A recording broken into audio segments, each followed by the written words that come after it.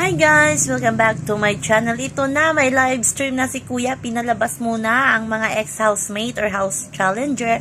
At ito na nga, may live stream na. Ito ng update, bagong fresh na update tungkol sa Dasbia, Dasbi. Ito na nga, nakakatuwa si Isner kasi nga sinubuan ni Dustin itong si Bianca. Sabi ni Isner, wag naman girls sa harapan ng aking nilulutong beef. As in, ang saya nila at nakatuka nga ata si Bianca sa pagluluto at si Isner at si Dustin naman ay parang bodyguard ni Bianca sa kusina.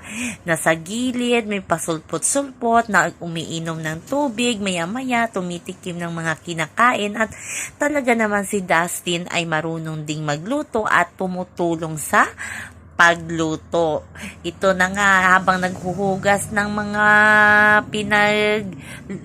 pinagkainan ata nila yung mga pinggan at baso si Bianca ay si Dustin ay pa balik-balik sa likod ni Bianca, medyo nagtambay, uminom ng tubig at ito na nga hindi nakatiis si Dustin. Nilapitan talaga si Bianca at tinanong kung okay lang siya at talagang tinulungan niyang maghugas ng pinggan or baso. Pero sabi ni Bianca, okay lang ako at kunti lang ito.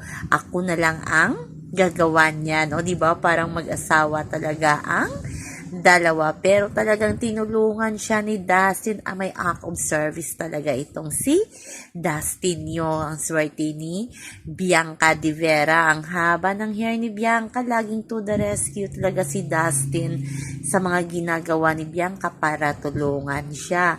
At sabi nga ni Mika, kinikilig siya sa love team ni Dustin at ni Bianca. Pero sabi ni Dustin, ayoko ng love team. Gusto ko tutuhanan. Ayan, kinilig tuloy lalo itong si Mika. Yung BFF ni Bianca de Vera. Talagang hindi pala love team ang habol ni Dustin, kundi girlfriend outside world. So, ano ba ito, Bianca de Vera?